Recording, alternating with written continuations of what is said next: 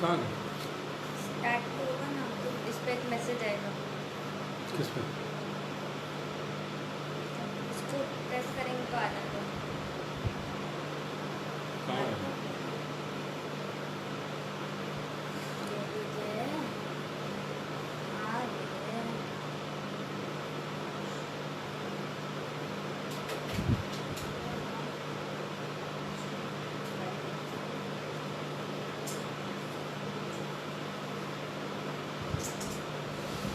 Start हो गया.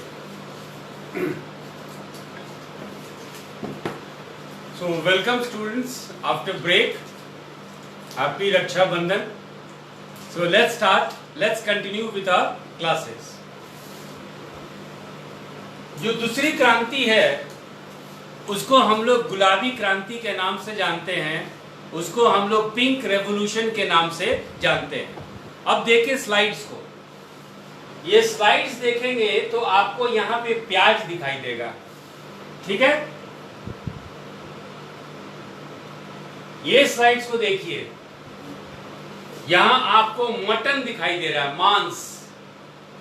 Right, आपको मटन और पीछे प्याज दिखाई दे रहा है. यहां पे प्याज दिखाई दे रहा है, यहां पे आपको मटन मांस दिखाई दे रहा है. तो कहने का मतलब है कि पिंक रेवोल्यूशन यानी कि आपका गुलाबी क्रांति मांस के प्रसंस्करण, प्रोसेसिंग ऑफ मीट और प्याज के उत्पादन में वृद्धि, increase in the production of onion, दोनों से. सो गुलाबी क्रांति या pink revolution is related to both onion as well as meat. Pink क्रांति आपके प्याज और मांस प्रसंस्करण दोनों से संबंधित है, याद रखिएगा. ठीक है, और इसमें क्या था कि पोल्ट्री और मीट प्रोसेसिंग में यूज ऑफ टेक्नोलॉजी, कि आप कैसे आधुनिक तकनीक लगाएंगे ताकि आपका पोल्ट्री उद्योग, ये बिहार के लिए बहुत महत्वपूर्ण हो जाता है, और मीट प्रोसेसिंग इंडस्ट्री, मांस प्रसंस्करण जो उद्योग है, काफी उसमें वृद्धि हो. आप कैसे, किस तरीके से आधुनिक तकनीक का इस्तेमाल इस क्षेत्र में करेंगे. और दूसरा है प्याज में कैसे, प्याज के उत्पादन में आप कैसे वृद्धि करेंगे. यही दोनों रणनीति पे ये क्रांति आधारित थी.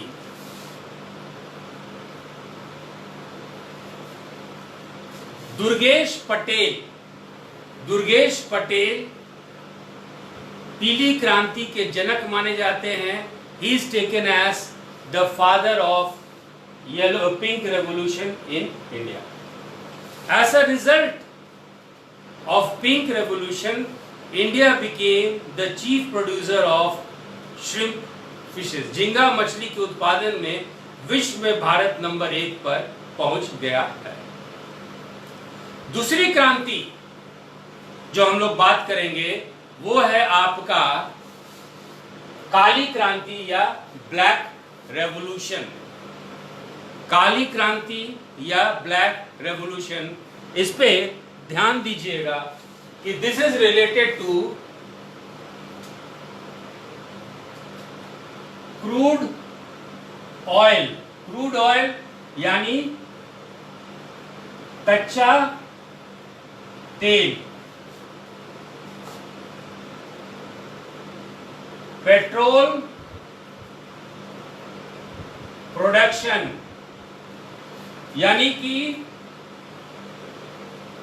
पेट्रोल के उत्पादन से. तीसरा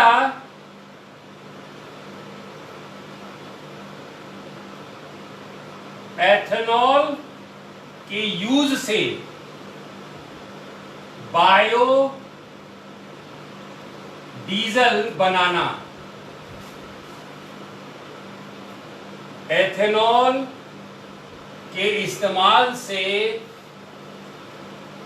एथेनॉल के इस्तेमाल से बायो डीजल का उत्पादन, और पांचवा कोयला, कोल प्रोडक्शन। तो आपके यहां काली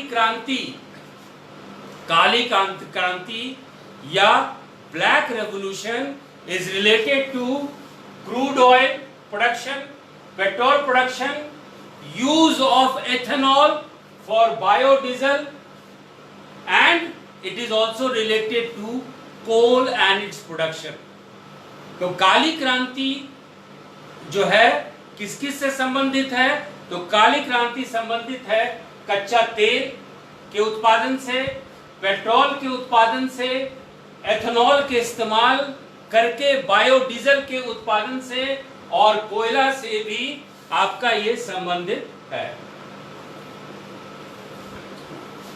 पेट्रोल में 10% एथेनॉल को इस्तेमाल करके, पेट्रोल में 10% एथेनॉल इस्तेमाल करके बायोडीजल का उत्पादन भी इसकी मुख्य जो है केंद्र बिंदु थी। ये था आपका ब्लैक रेवोल्यूशन या काली क्रांति। अब हम लोग चलते हैं दूसरी क्रांति पे, जिसका नाम है घूसर क्रांति, जिसका नाम है ग्रे रेवोल्यूशन। घूसर क्रांति यानी grey revolution, it is related to fertiliser production. बहुत उच्च दाम पे पहले आपका उर्वरक मिलता था, उसको इस तरह से हम लोग निर्माण करें, इस तरह का उत्पादन करें कि हर एक किसान को वो ये प्रोडक्ट, ये उत्पादन सहूलियत से मिल जाए और सही दाम पे, at a reasonable price, the farmer should be in a position to get it. तो घूसर क्रांति यानी ग्रे रेवोल्यूशन आपका फर्टिलाइजर से, उर्वरक से जो है संबंधित था। घूसर क्रांति के बारे में याद रखिएगा कि it is said that green revolution is past and grey revolution is future. यानी कि ग्रीन हरित क्रांति आपका इतिहास था, जहां पे हम लोग आधुनिक तकनीक और उसमें उर्वरक का इस्तेमाल भी था, ये एक इतिहास हो गया। लेकिन भविष्य क्या है कि उर्वरक को हम लोग ऐसा बनाए कि मिट्टी की उर्वरकता भी रहे और ये इसका ऐसा दाम, सहूलियत और प्राकृतिक संबंधित रहे कि लोगों को ये आराम से मिल सके। हम लोग एग्रीकल्चर रोड मैप में बिहार में देखेंगे कि इसी घूसर क्रांति को बिहार सरकार जो है आगे बढ़ाई, और यहाँ पे आपका वर्मी पोष और तरह तरह के यहाँ पे फर्टिलाइजर का उत्पादन चालू हुआ। तो fertiliser revolution, fertiliser is connected with your grey revolution या घूसर क्रांति। तीसरा है आपका इसके बाद का जो क्रांति है वो है आपका रजत क्रांति यानी कि सिल्वर रेवोल्यूशन। जैसा कि आप फोटो देखिए, ये अंडे से संबंधित है। तो अंडे के उत्पादन में वृद्धि रजत क्रांति का उद्देश्य है। Silver revolution is associated with increase in the production of eggs in India. इसकी नींव हमारी बहुत dynamic prime minister Shrimati Indira Gandhi द्वारा रखा गया था। It was late Shrimati Indira Gandhi, our beloved and respected and dynamic prime minister, she laid the foundation of egg revolution in India, और you can say silver revolution in India, या आप उसको जो है रजत क्रांति के नाम से जानते हैं। पहली बार इस क्रांति के द्वारा इस अवधि में हाइब्रिड कॉक्स और हेन का इस्तेमाल किया गया, संकर मुर्गी और मुर्गे का इस्तेमाल किया गया, ताकि बहुत बड़े पैमाने पे अंडे का उत्पादन हो सके। हम लोग इंदिरा गांधी के योगदान का नाम लिए, लेकिन इंदिरा गांधी के अलावा भी जो शख्स इसके पीछे थे वो थे आपके डॉक्टर बीवी राव, यदि आप फोटो देख रहे होंगे तो डॉक्टर बीवी राव का भी योगदान आपके रजत क्रांति में, सिल्वर रेवोल्यूशन में था। और इसीलिए लेट डॉक्टर बीवी राव को हम लोग जो हैं फादर ऑफ पोल्ट्री इंडस्ट्री इन कहते हैं। भारत में पोल्ट्री उद्योग के जनक के रूप में लेट डॉक्टर बीवी राव को याद किया जाता है। Late doctor B V Rao is regarded as the founder of poultry industry in India.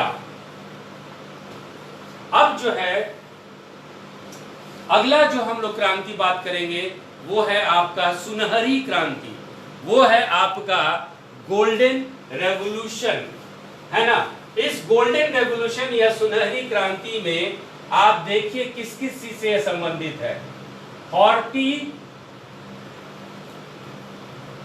Horticulture, Hindi में भी लिख देंगे। Horticulture means fruits, means vegetables,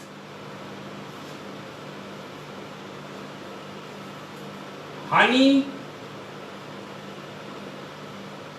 and flowers, honey and flowers। Horticulture यानी बागवानी, फल, सब्जी, शहद और फूल। तो 1991 से लेके 2003 की अवधि को 1991 से लेकर 2003 की अवधि को 1991 to 2003 is regarded as the period of golden revolution in India। Bharat में 1991 से लेकर 2003 को सुनहरी क्रांति के रूप में देखा जाता है। ये क्रांति किस किस के से संबंधित है? तो ये क्रांति संबंधित है हॉर्टिकल्चर यानी बागवानी, ये क्रांति संबंधित है फ्रूट्स यानी कि फल, ये क्रांति संबंधित है वेजिटेबल्स यानी कि सब्जी, ये क्रांति संबंधित है हनी यानी शहद का उत्पादन, शहद के उत्पादन से भी सुनहरी क्रांति संबंधित है, याद रखिएगा। और फ्लावर्स यानी कि फूल, और इसकी अवधि 91 से लेके 2003 तक था। 1991 से लेके 2003 तक था। और ये आपके सुनहरी क्रांति बिहार की कृषि में, बिहार का कृषि जब हम लोग अध्ययन करेंगे तो उसमें इसका हम लोग ये कॉन्सेप्ट को मदद लेंगे। इसके बाद जो एक और क्रांति आई है, आप इसको स्लाइड्स में देखिए, ये है गोल क्रांति या राउंड रेवोल्यूशन। ये गोल क्रांति या राउंड रेवोल्यूशन, स्लाइड्स देखिए, यह आलू है। तो आलू के उत्पादन से, आलू के उत्पादन में वृद्धि से ये क्रांति संबंधित है, जिसको कि हम लोग गोल क्रांति या पोटैटो रेवोल्यूशन कहते हैं। और इस क्रांति के परिणाम स्वरूप भारत जो है विश्व का चीन के बाद दूसरा सबसे बड़ा उत्पादक देश बन गया। As a result of potato revolution, India became second largest producer country of potato after China. चीन के बाद भारत जो है विश्व में दूसरा सबसे बड़ा आलू उत्पादक देश बन गया इस गोल उत्पादन के साथ।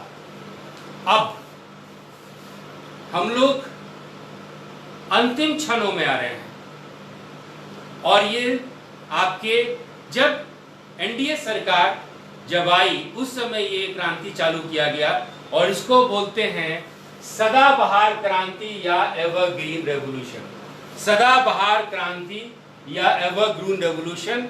आपका अगला जो क्रांति है वो है सदाबहार क्रांति या एवरग्रीन रेवोल्यूशन। इस क्रांति के अनुसार आप हमेशा इतने सक्षम रहें, आप हमेशा इतने तैयार रहें, you should be ready for fruitful and sustainable cultivation. तो आपके यहाँ टिकाऊ खेती लाभकारी खेती, आमदनी युक्त खेती के लिए जरूरत है कि यहाँ पे किसान हमेशा तैयार रहें।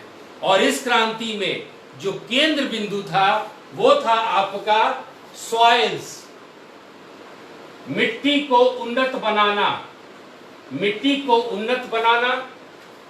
लोन फॉर द फार्मर्स, किसानों को लोन देना, ऋण देना, नए टेक्निक इस्तेमाल करना जिसको कि हम लोग रेन वाटर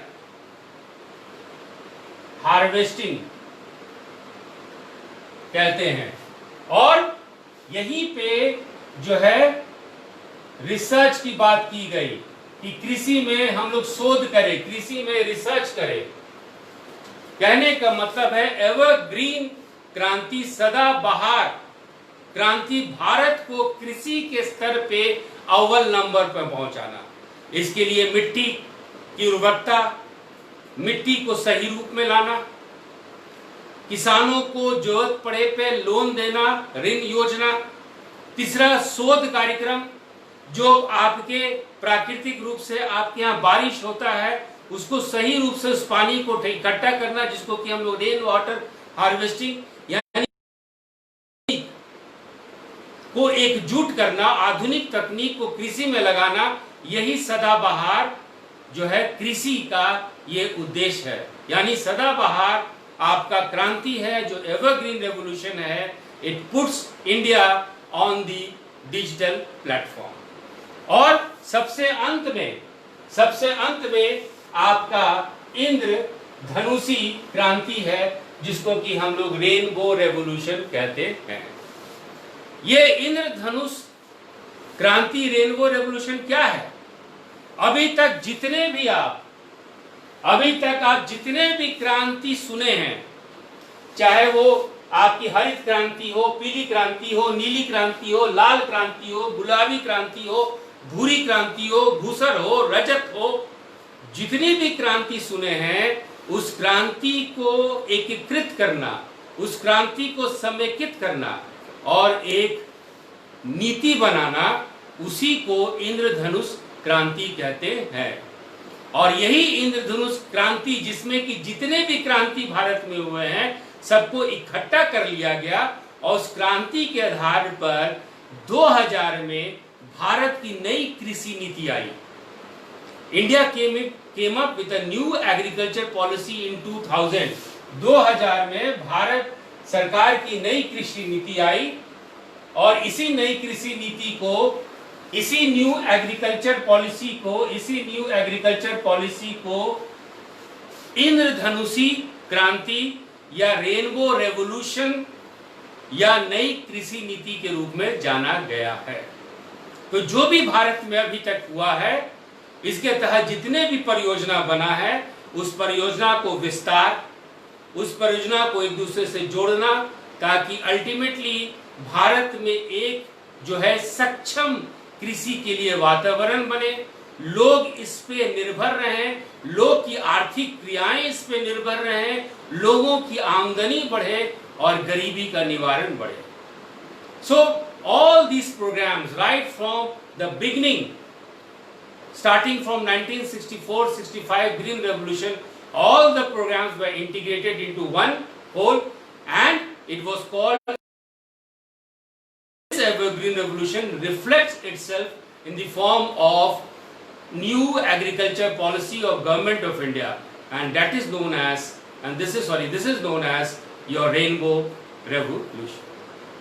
ये हम लोग इसलिए जान रहे हैं, ये हम लोग को अध्ययन, एक ब्रीफ अध्ययन इसलिए करना है कि जब बिहार सरकार, अभी बिहार में तीसरा कृषि रोड मैप चल रहा है, लेकिन 2008 में जब बिहार का पहला एग्रीकल्चर रोड मैप चालू हुआ तो उसमें एक महत्वपूर्ण रणनीति ये थी कि जो रेनबो रेवोल्यूशन है, जो आपका जो है इंद्रधनुषी क्रांति है, उसको बिहार में बहुत तेज रफ्तार देना, बहुत तेज गति देना, ताकि यहाँ के किसान जो हैं इस क्रांति से ज्यादा मदद ले सके।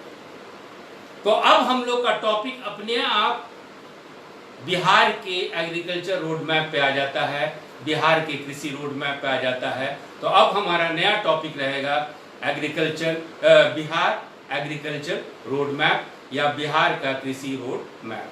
तो स्टूडेंट्स, आपको समझ में आया? Please do let me know, please do let me know students, आपको समझ में आया?